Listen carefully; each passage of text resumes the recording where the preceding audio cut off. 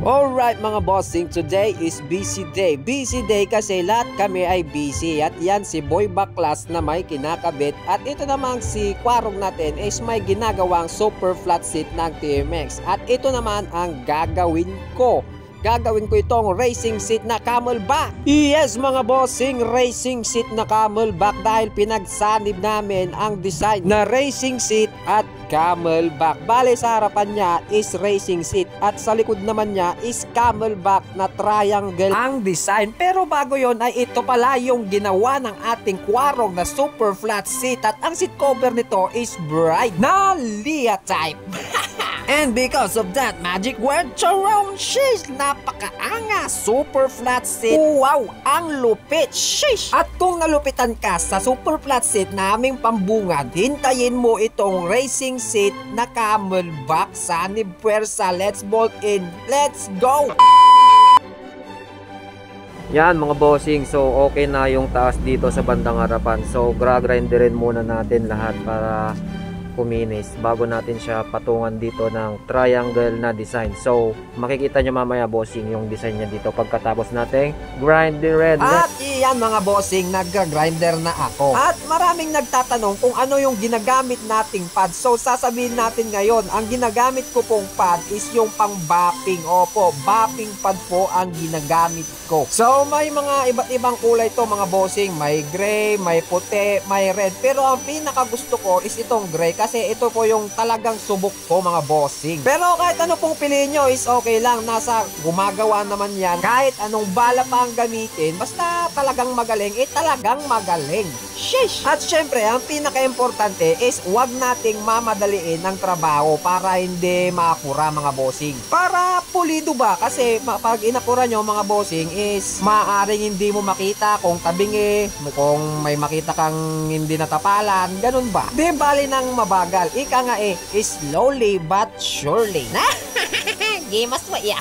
Paldo George. At dahil dyan mga bossing, baka pwedeng papahalo naman ng page ko at like and share mo na rin para nang sa ganon, mas lalo akong ganahang gumawa ng mga ganitong video. Thank you mga bossing ko. I love you all. At syempre, salamat din sa ating customer for today's video. Ang ganda ng pinagawa niyang design mga bossing. So bale, na-challenge tayo sa kanyang design. At dahil dyan, shout out sa iyo bossing. Salamat sa tiwala mo sa akin.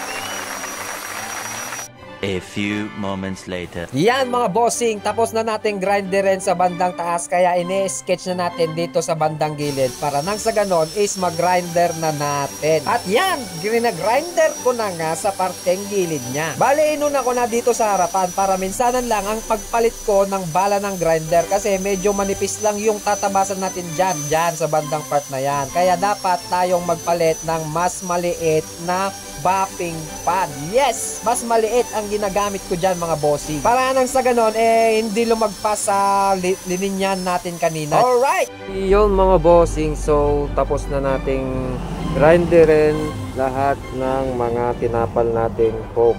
At ito na lang ang kulang, yung triangle na lang. At nakakating na ako ng foam. Ito yung ilalagay natin dyan.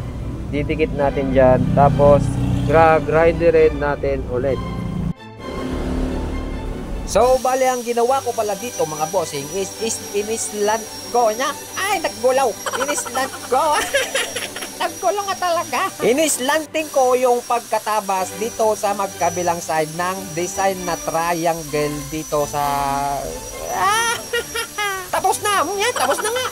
Wow, sheesh. Napakahanga. Suwatan na natin agad yan. At ang ginagamit ko palang pansukat mga bossing is itong mga pinagtanggalan na seat cover na luma. Yes, yung mga pinagtanggalan ng ginagamit kong pangsukat mga bossing. Ayaw ko po kasing nirerekta mismo yung seat cover dito sa upuan pag sinusukat. Gusto ko is gagawa muna ako ng pattern kagaya nito. Tsaka ito na rin yung nakasanayan ko mga bossing kaya ganito na talaga ang ginagawa ko. Pero yung iba hindi po ganito ang ginagawa. magpagawa. Ika nga, kanya-kanyang technique lang yan. Kaya ang technique ko is ganito. Kaya ganito ako. Aldo George. Ayan, tapos ko nang gawan ng pattern mga bossing. Kaya tayin na natin yan. At eto nga pala yung design ng bandang side niya mga bossing. O, diba? Tapos tatayan natin yan ng kulay blue. Kulay blue na sinulid. Dahil yon ang gusto ng ating bossing. Yes mga bossing, yon ang kagandahan. Pag dito ka nagpagawa, makakapili ka kung ano ang gusto mong kulay. Kumbaga, pwede kang magpa-personalize mga bossing. Kaya ano pang hinihintay nyo? Comment na kayo o rekta PM ka dito sa aming page. Syempre, pag nag-PM ka, follow mo na rin kami. Please! Thank you po. At yan na, charoon! Sheesh! Napakaangas talaga! Ito yung sinasabi ko kanina mga bossing na racing seat sa harap at camel back sa likod. O, tignan nyo, napakaangas. So, that's all for today's video. Bye-bye!